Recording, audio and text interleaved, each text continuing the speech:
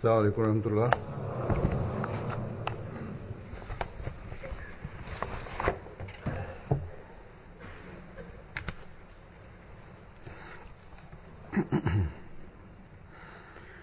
أشهد أن لا إله إلا الله وحده لا شريك له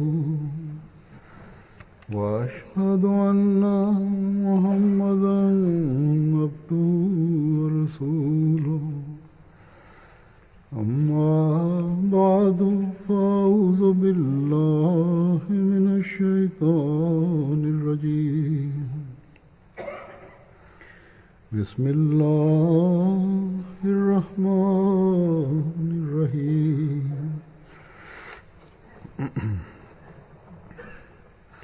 الحمد لله رب العالمين الرحمن الرحيم مالك يوم الدين إياك نعبد وإياك نستعين اهدنا الصراط المستقيم صراط الذين أنعمت عليهم غير المغضوب عليهم ولا الضالين اعلموا أنما الحياة الدنيا لعب ولهو وزينة وتفاخر بينكم وتكاثر في الأموال والأولاد كمثل غيث أعجب الكفار نباته ثم يهيج فتراه مصفرا ثم يكون حطاما وفي الآخرة عذاب شديد ومغفرة من الله ورضوان وما الحياة الدنيا إلا متاع الغرور. इसका तर्जुमा है कि ऐ लोगों जान Превод за тези стихове. О хората, да знаете, че живота в този живот е само една игра. И само за игра за сърцата, и за почит, и за гордостта, и за парите, и за децата, да показвате, че вие имате повече от другите. Това е пример като една реколта, който един земеделец много харесва, когато расте, но накрая гледащите това сва жълто и след това става нищожно. И в следващия живот за някой има много строго наказание и за някой има прошка. И този живот е само една измама и за полза за малко време. Бог в Корана на много места се обръща нашето внимание към това и предупреждава и светския живот в този и луксоза и другите и пари и вещите нещата всички са за едно време. И то е като една игра, и с който човек, който действа на неговото сърце. Онзи човек, който не се познае със своя Бог и не знае целта своя живот, той, който тези материалните неща, той може да играе с тези неща, но един вярващ, но който има много големи цели и трябва да и той има. Той е от тези неща, той е много висок от тези неща и той мисли, бъдейки по-висок и по-чит от тези неща. И за великите цели и близостта на Бога и любовта на Бога, той търси винаги. Ние, на които вярваме в имама на епоха и като предсказанието на пророк саллаллаху алейхи ва саллям, обещания Масия и обещания Махди, ние сме в неговия джамаат и претендираме, че ние сме в неговия бейт. Нашите мисли наистина трябва да бъде по-висок от тези неща. Ние, които казваме, че ние сме Ахмади, тогава ще станем истинските Ахмади, когато тези светските желания и вкуси да не станат целта ни, но онези хора, които са материални хора и на всяка стъпка дявол е правил такива неща, който всеки човек живее в този свят и велича и той се обръща внимание към дяволските неща. Ние, опитвайки с всичките сили да пазим себе си, нашия цел не е материалните неща и ресурси и луксози и вкус, да не стане нашия цел, защото резултат за тези неща не е добър. Бог, давайки пример за материалните неща, казва,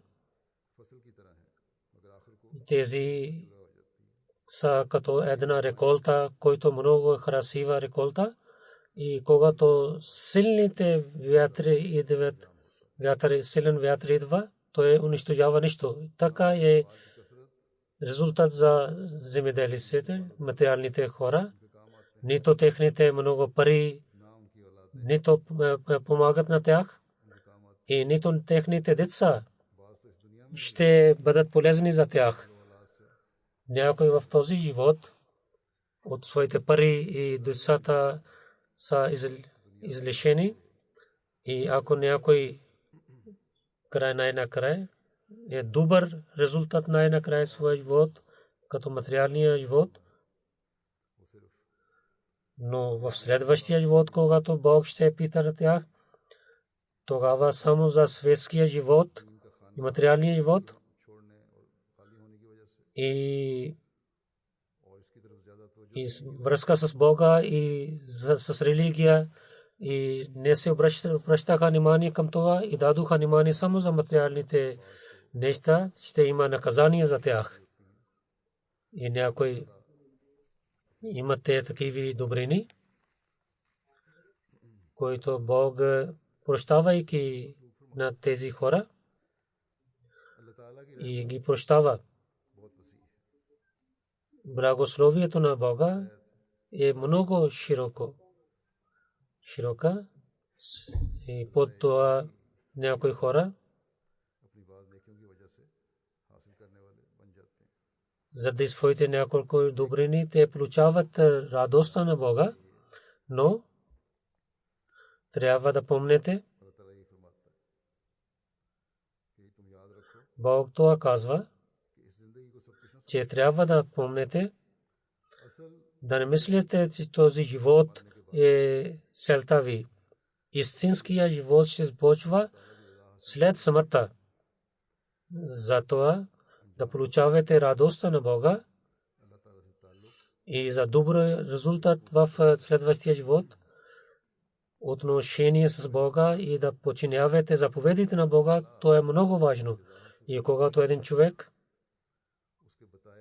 опитва, че Бог да е доволен от него и върви по пътя на Бога, тогава не само ще има добър резултат за него, той получава и този живот и следващия живот.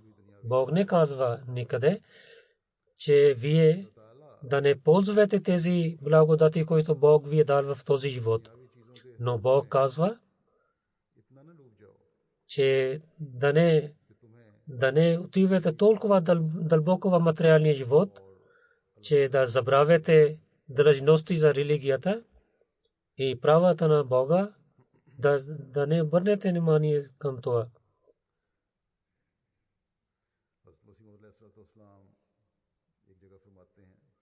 Обещания Масия алейхиссалату вассалам казва на едно място,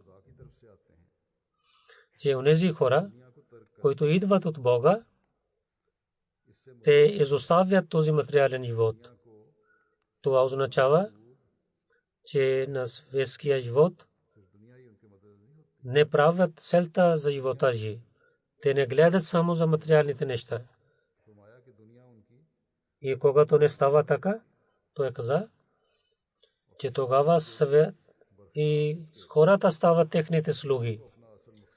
Но някои хора, които против това правят материалния живот за целта си, колкото те ще получават, най-накрая те са празни. Това нещо, което той каза,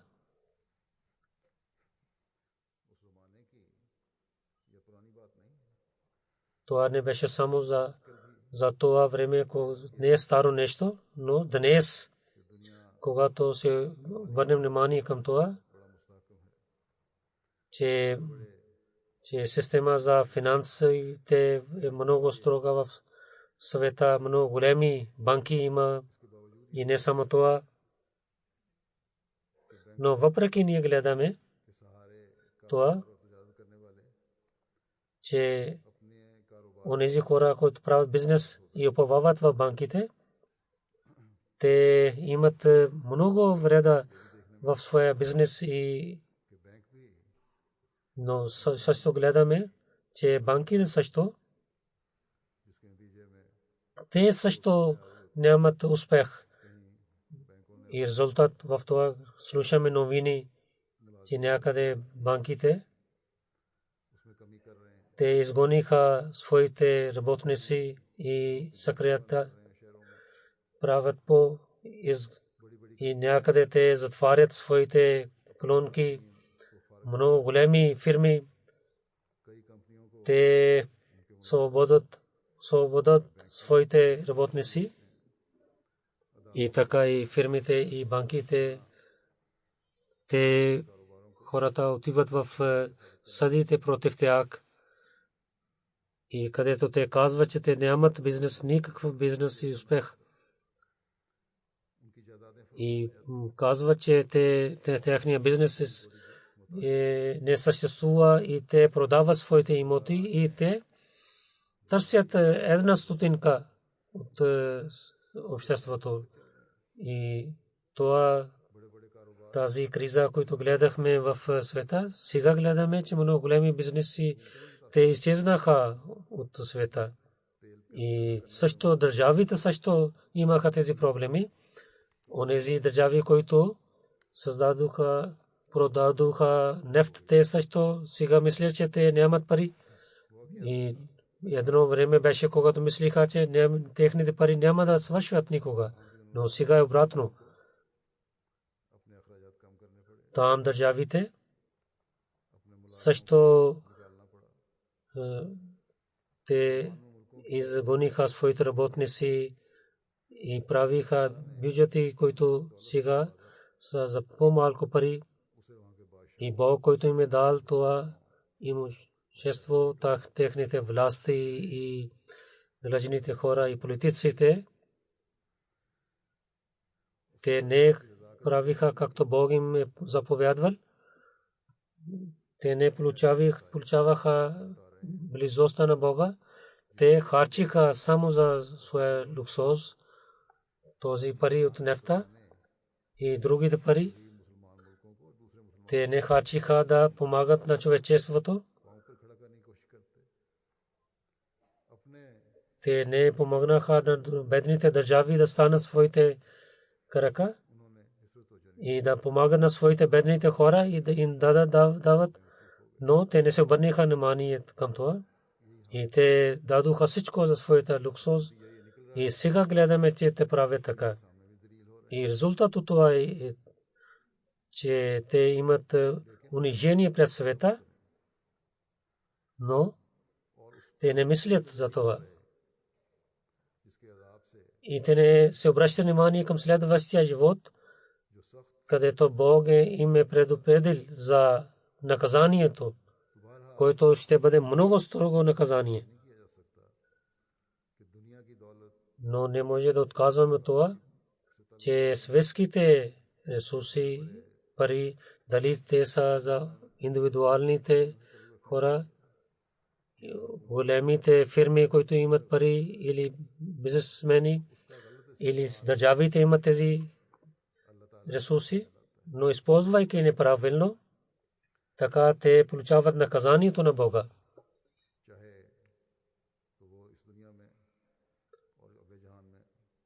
Дали в този живот или в следващия живот, може би той да им наказва на двете живота, може би те ще имат полза в този живот и ще има наказание в следващия живот, но трябва да имат страх, който всеки разумен човек на един истинския мусулманин, особено на него, онзи, който вярва в Бога, винаги трябва да представи след себе си, а не само за материалните неща, но с молитви и да подчинява заповедите на Бога с една болка и трябва той да опитва за това. Някои хора ще казват, че ние се молим и се постим и служим пред Бога, но Бог е дал благословите на нас. Те получават, искат да получаваме тези. Какво е недобрина в това? Най-първо трябва в молитвите да има преданност и смирение, че вашите молитви да бъдат пълни с смирение и преданност. И друго, че онези благодати, които вие имате, трябва да помагате с тези на другите хора също. Ние гледаме, че хората, които отиват за разходка и отиват с тях, много те вещите имат, нещата имат, много милиони долари те харчат само за разходка и забавление. Но в своите държави има такива бедни, които не могат да получават храна за едно време. Това е така, те отиват далече от заповедите на Бога. На едно място те използват името на Бога и използвайки неговото име, името на Бога, те отказват от заповедите на Бога. Така те получават наказанието на Бога. И това е измама и игра за този живот само. И това красота и гордостта има за този материален живот. Те не използват своите пари както трябва. И за такива хора на едно място обещания Масия алейхи салату ва салам каза, че да показвате молитва и постите на и няма преданност с молитвите, тогава няма полза от това. И за молитвите на такива хора Бог е каза в Корана, фавайлу лил мусаллин, че такива молещите ще имат наказание. В истината,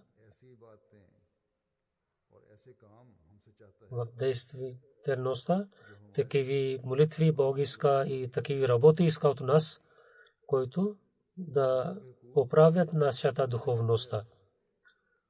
Правата на хората с такава сила и намерение трябва да правим, че които ще дадат на нас и произвеждат една болка, а да не ние да само за добрината вършим това. Такива молитви ще докарват благословите на Бога. И такива пари ще получават благословите на Бога. Бог както ви казах, за материалните неща и материални светски неща, той не забранява да използваме тези неща, тези благодати, благослови, които Бог дал, това са позволени за вярващите. Но словието е само с добър начин да получаваме тези неща. И да не спират за религиозните неща и да помагане на човечеството да не спират. От молитвите да не спират. И пророк саллаллаху алейхи ва саллям имаше тази болка в своето сърце за своя народ, че това чиста революция, хубава революция, който той е създал в последователи си. И те както разбраха душата да правят религията над материалния свят, да не изчезва това в следващите потомства. На едно място пророк саллаллаху алейхи ва саллям каза, нека Бог да го благослови, че аз за своя народ най-повече имам страх от това и мисля за това, е това, че моя народ и ще подчинява желанията си и ще харчат много време за материалните неща. Заради тези желания, материалните желания, подчинявайки тези желания, те ще отиват далече от истината. Те ще правят програми за материалните неща и няма да мисля за следващия живот. Пророк саллаллаху алейхи ва саллям каза: о хора, този живот не е вечен. И този живот приближава да има край. И света отива към края си. И най-накрая има ще страшния съд. Когато Бог ще пита, трябва да приготвяте за това. То каза, в двете неща има своите слуги и хора. И някои хора мислят само за материалните неща, и някои мислят за следващия живот. Той каза, че да не станете материалните хора. Ако имате сила, така трябва да правите. Вие има време за действието. Сега няма резултат. Когато ще отивате в следващия живот, тогава не може да вършите никакви добрини. Тогава ще има само резултат. Ако искате да вършите нещо добри неща, в този живот може да вършите и поправяте своите дела. И в този живот делата ви в следващия живот ще ви дадат или наказание, или награда. Онези са късметливи от нас, които помнят тези думите на Бога, че този живот е само една игра измама и показват само за красота и за гордостта за този живот е, че парите си и децата си човек се гордее от другите. Иначе и то е едно като изсъхнала реколта и става унищожена и с вятъра то изчезва от полето. Истинското нещо е радостта на Бога, човек да получава това. И това нещо, пророк, нека Бог да го благослови, е казал, че да вършите добрини, че да получавате радостта на Бога. Последователите, нека Бог да е доволен от тях, винаги търсиха това,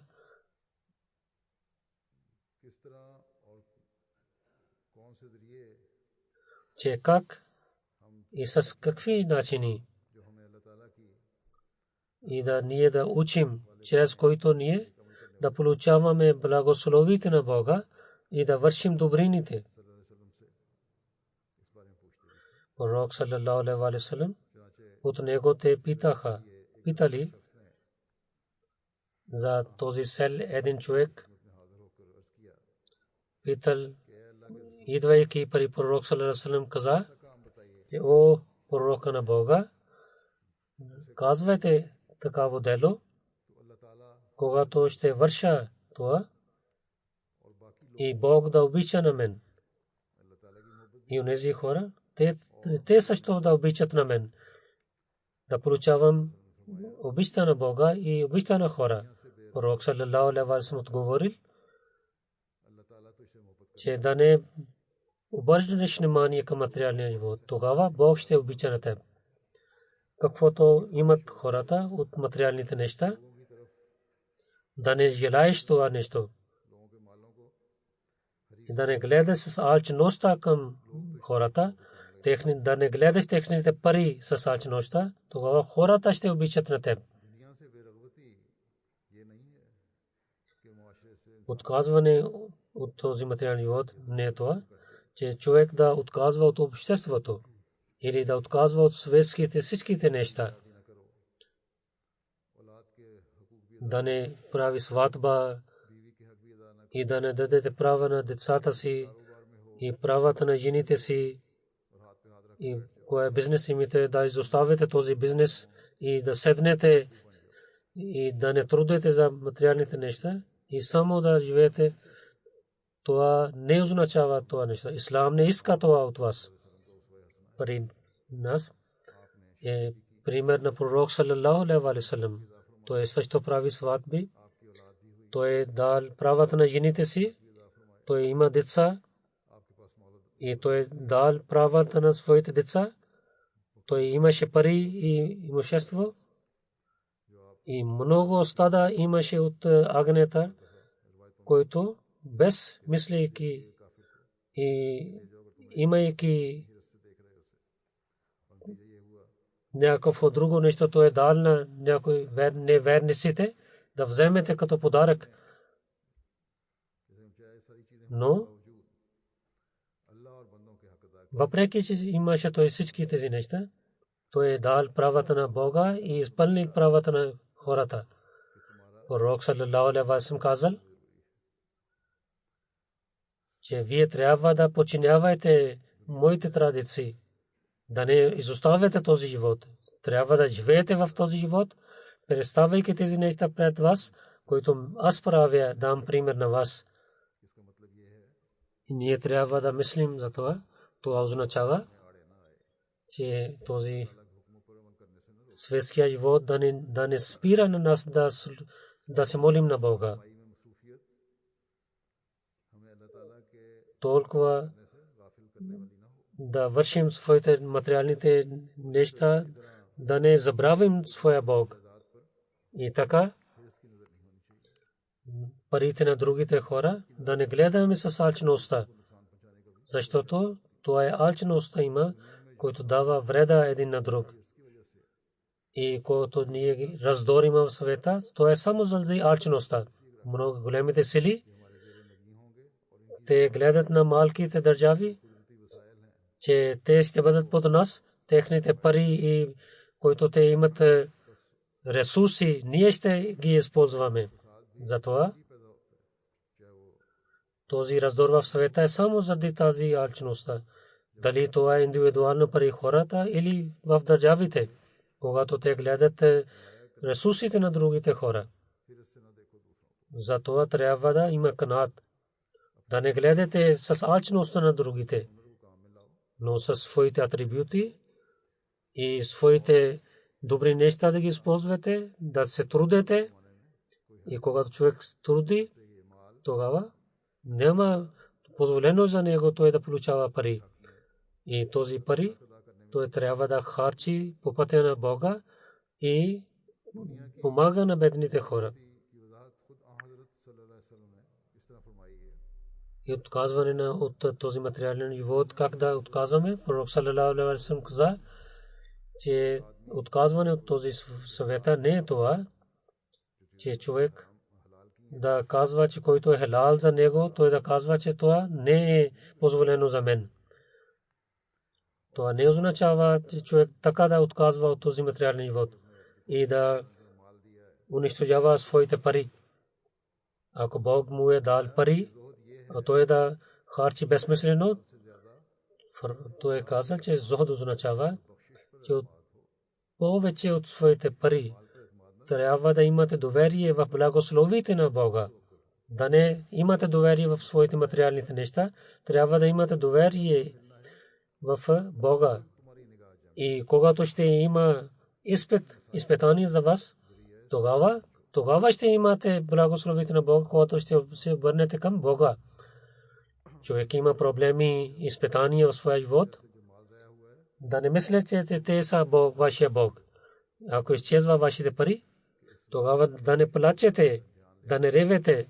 Мислете, че може би Бог изпитва на мен чрез тези неща и така ще получавам севаб от Него. И това е истината, че вреда за материалните неща, то да не плаче толкова, че той да прави равно това с Бога. Много има такива бизнесмени, търговците, за вредите на бизнесите си, те само убиват. И ако те ще уповават в Бога и че има кнаат, тогава няма да стане така. Така пророк саллалаху алейхи ва саллям от вярващите, от нас и от хората на своя народ, той иска така да отказваме от материалните неща. Това е благословието на Бога, че в този живот, в епоха много Ахмади са такива. Вярвайки в обещания Масия алейхиссалату вассалам е дал това уважение, че когато те имат материални вреди, те са нищожни при тях. Те мислят, че в такава време, че те трябва да се обръщат към Бога повече. Ние гледаме в Пакистан и на другите места, хората унищожават, враговете унищожават техните бизнеси, които са милиони и които означават милиони пари. В Пакистан пример каза, че аз ще дам направя на Ахмадите така, че те ще просят от пари хората. Но онези, които уповаваха в Бога, тези Ахмади, не търсиха нищо от държавата и нито просиха пари хората. Уповавайки в Бога, този бизнес, който беше унищожено, това Бог им е дал повече от това. Тези примери, където те правят вярата им по-твърда, там, заради своите онези Ахмади, които излязоха от Пакистан, отидоха в другите държавите, по-развитите държави дойдоха. И тези Ахмади трябва да мислят това, че излизайки от Пакистан, Бог, който с парите е дал повече, това е само и само е благословието на Бога. Затова, когато това е благословието на Бога и обещания Масия алейхиссалату вассалам, и това е беркат от неговия бед, тогава нашите това добро състояние да не прави гордливи на нас, да нямате гордост в себе си на материалните неща и парите, като другите материалните хора, да не падаме само за тези неща, да не гледаме с алчността парите на другите. Но, както пророк саллалаху алейхи ва саллям е казал, че ако гледаме с гордостта на някой нещо, тогава трябва да гледате, че който е по-добър от вас в религията. И трябва да опитвате да станете като него в религията, или да опитвате да станете по-добри от него в религията. Обещания Масия алейхиссалату вассалам с много ясни думи той е обяснил тази тема в светлината на Коран Карим. И разбирайки думите на пророк саллалаху алейхи ва саллям, той посвети на нас, че ние от измамите на материалните неща и парите, колко трябва да използваме тях. На едно място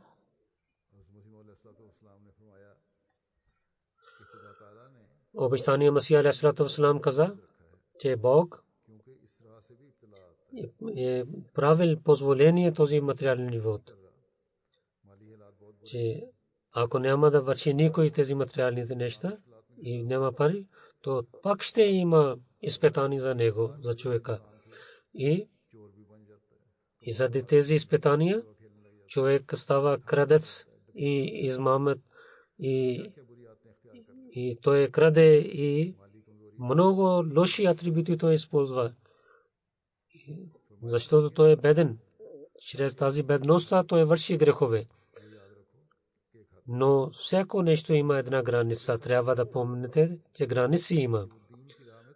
Материалните неща само да използват за това, които да не ви съпират и които ще ви помагат да използвате своята религия. И целта да стане само религията. И целта да имате да получавате религия. Религията да не отиде на второ място. Използвате материалните неща, да имате полза от този материални неща, но на всяко време да имате страх от Бога и да се обръщате внимание към това и да гледате учението на религията. Той каза, че аз не ви забравям за светския живот и не казвам, че само да вършите материалните неща денно и нощно и да забравяте на своя Бог и да не помнете никога своя Бог, да не стане така. И само да вършите материалните неща по времето на молитвите и да по интернет или да гледате филми или другите програми да гледате, да не стане така. Ако някой върши такива неща, тогава той няма да има полза, няма да има успех. Той само претендира с устата си, но той не прави с истинския начин бейт. Ако ще да бъдете преживите, да получавате жива красото лице на своя Бог. На друго място обещания Масия алейхиссалам каза, да не мислете, че човек да не се обръща към материалния живот. Аз не казвам на вас това. Бог не забранява да имате светския живот. Ислам е казал, че да не отказвате от този живот. Така ще станете страхливи. Вярващите отношения, колкото повече има с материалния живот, така той повече уважение ще има. Но да не мисли, че целта му е само светския живот. Защото той иска религията. И светските неща са като слугите на религията. И най-важно нещо е да не търси само светския живот. Истинския цел трябва е религия. И когато така ще опитва, че неговия светския живот да стане служител на религията, както човек, когато пътува, той взема кола или другите неща със себе си, но целта му е да пристигне на едно място, а не той гледа на тези ресурси, които той взема за път. И така и материалният живот да стане само ресурс за един път. И той казва тази молитва в Корана. Раббана атина фи дуния хасанатан ва фил ахирати хасанатан. Той казва, Бог, който ни е дал това учение, в тази молитва Бог казва, че първо този живот, но този живот, такъв живот, който ти дава да стане полезна в следващия живот. Тогава ще разбираме тази молитва, че един вярващ трябва да гледа на своя следващия живот и добрините на този живот да ги използва с най-добрия начин, който един вярващ мусулманин използва за следващия живот. Да получавате този живот с всичките начини и да мислите да получавате добрини с това, а не така, който дава болка на другите хора и на човечеството, и да не станете такива, които вършат грехове. И ако ще вършите добрини, тогава ще имате полза в следващия живот също. И разказвайки за наказанието на Бога и ада, той казва, че трябва да разбирате какво е ада. Ада е това, което в следващия живот ще има. Бог казва. И друго в този живот, ако не е заради Бога, това е един вид ада.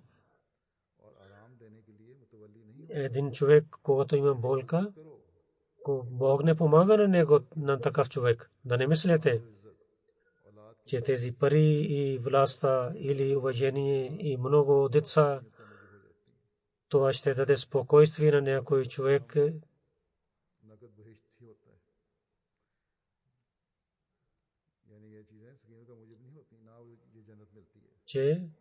Че те не дават спокойствие и не дават рая на него. Няма да стане така. Такива неща не само ще дадат рая на него. Това спокойствие и мир, който е от благодати на рая, той не получава с тези неща. Това е с когато той живее в Бога и се умира с Бога. Когато винаги той гледа на своя Бог. Тези материалните добрини, когато получава под заповедите на Бога, тогава той ще получава добрините на този живот и следващия живот. И онзи Бог, ако не е пред него, че той не мисли, че Бог гледа на него, тогава той не може да върши добрини. И затова Ибрахим алейхиссалату вассалам, Якуб алейхиссалам така да казваха, посветваха, че да не умирате, но в това състояние, че вие да подчинявате на своя Бог. Това означава, че човек не знае. И нито той има сила, че кога ще умира. Това означава, че всяко време той да гледа заповедите на Бога и да мисли за следващия живот. Фокуса на този живот дават алчността и измама и отклони от правия път на хората. Какви са вкуси за този живот, че който човек има повече жажда за материалният живот. Като един болен човек, който има жажда и той пие много вода, докато че той умира, пиейки тази вода, но жаждата не изчезва. Така е с този материален живот. Този алчността за този светския живот няма да свърши, докато човек ще умира. И тази огън за тези залите желания е като един вид ада. И то е също огън. И то е ада, който не дава спокойствие на сърцето на човека. И то има болка и много проблеми. Той каза, о моите приятели,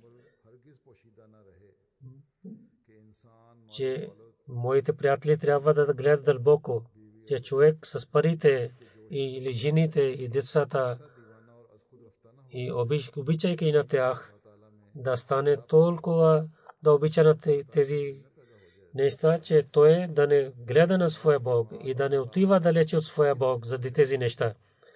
Парите и децата, за това Бог казва изпитание, че чрез тях също има ада за него. И когато той отива далеч от това, той става неспокоен.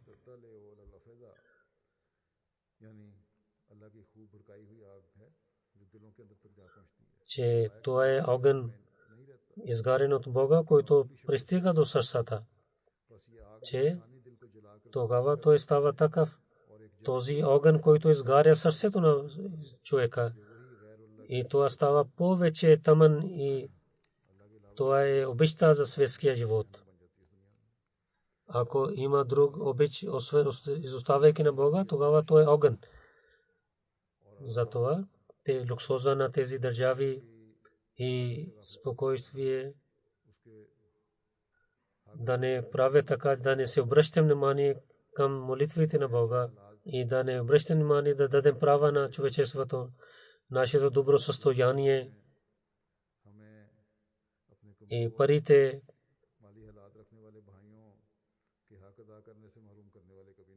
да правят така, да не правят така, да не помагаме на нашите бедните братия и така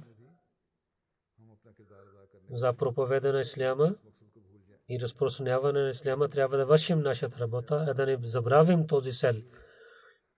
Идвайки в селта за бейт на обичания Масия алейхи салату вассалам, това да дадем правата на Бога и така и правата на човечеството и за проповед и за разпространяване на религията, това трябва да изпълняваме. И така ще правим религията над светския живот.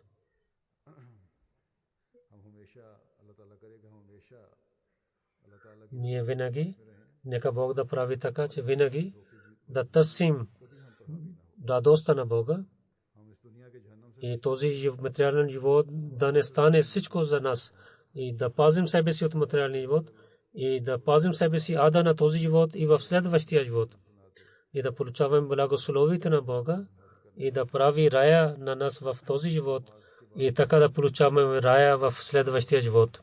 След молитвите, молитва, петичната молитва, има две невидими погребални молитви.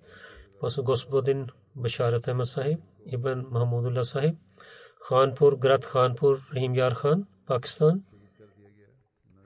На 3 май той стана мъченик. Инна лиллахи ва инна илайхи раджиун. Той Башарат Ахмад Сахиб неговата къща в Khanpur, Гринтаун имаше. Там той имаше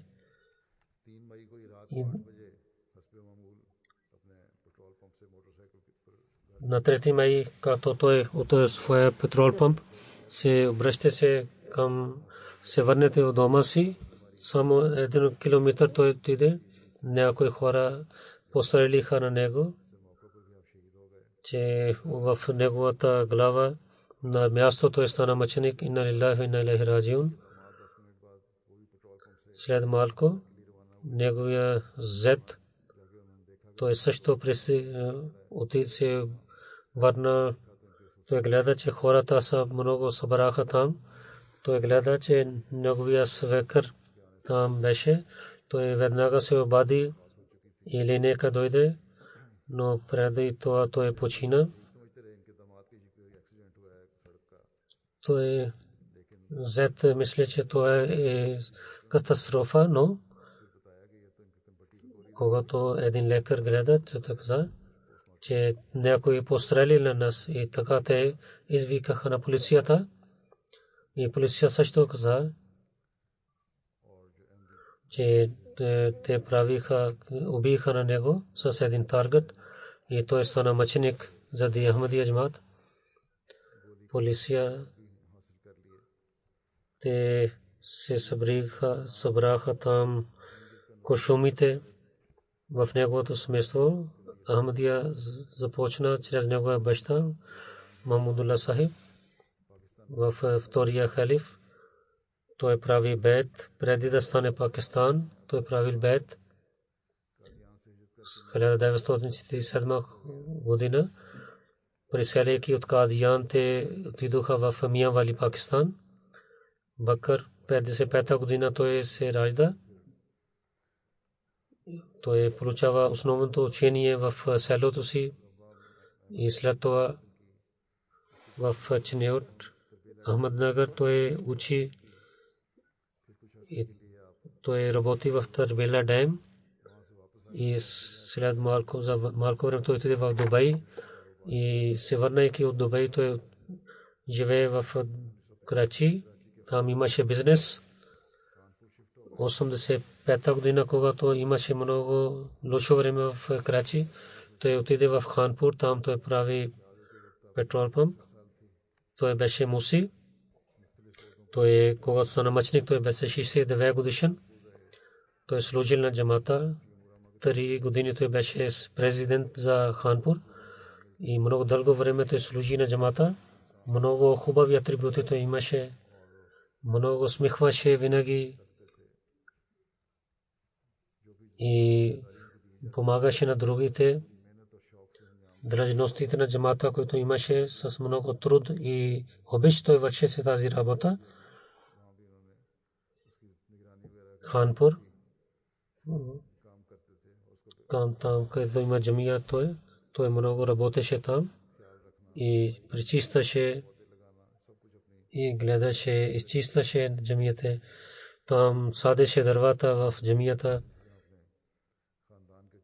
Той даваше данъка закат на време и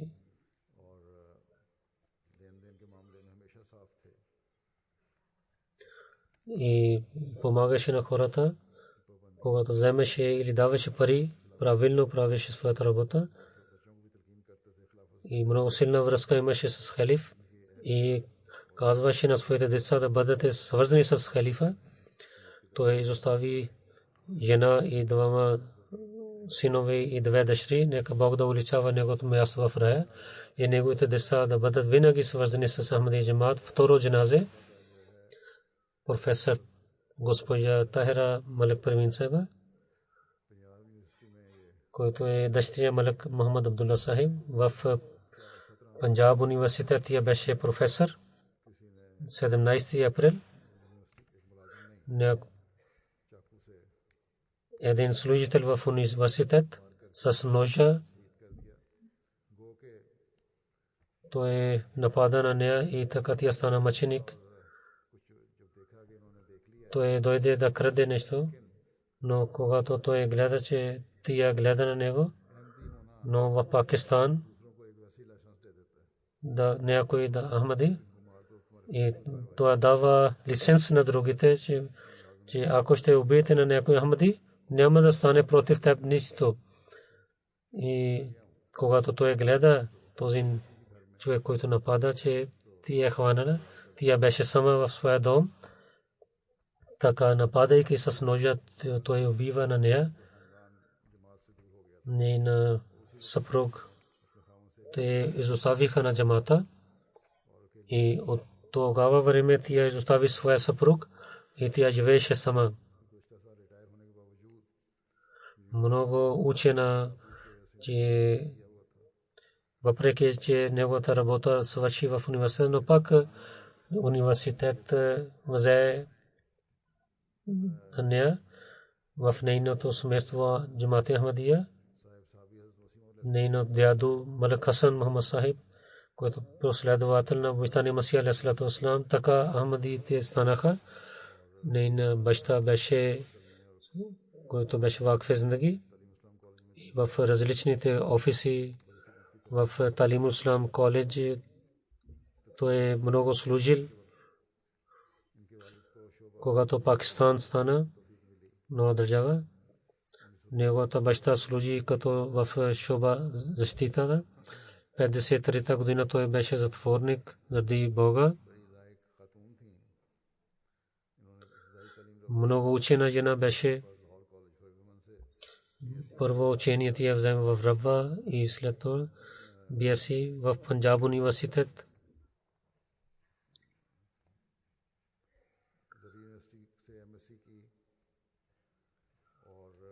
MSc тя завършила и след това в Калифорния в Botany of Plant Science тя MPhil правил завършила. Нега Бог да прощава на нея и да увеличава нейното място в рая.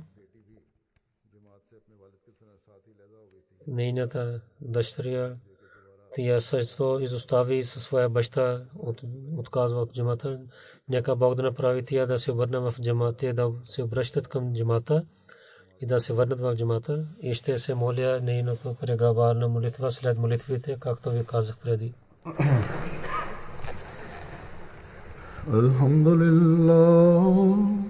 Alhamdulillah nahmaduhu wa nasta'inuhu wa nastaghfiruhu ونؤمن به ونتوكل عليه ونعوذ بالله من شرور أنفسنا ومن سيئات أعمالنا من يهده الله فلا مضل له ومن يضلل فلا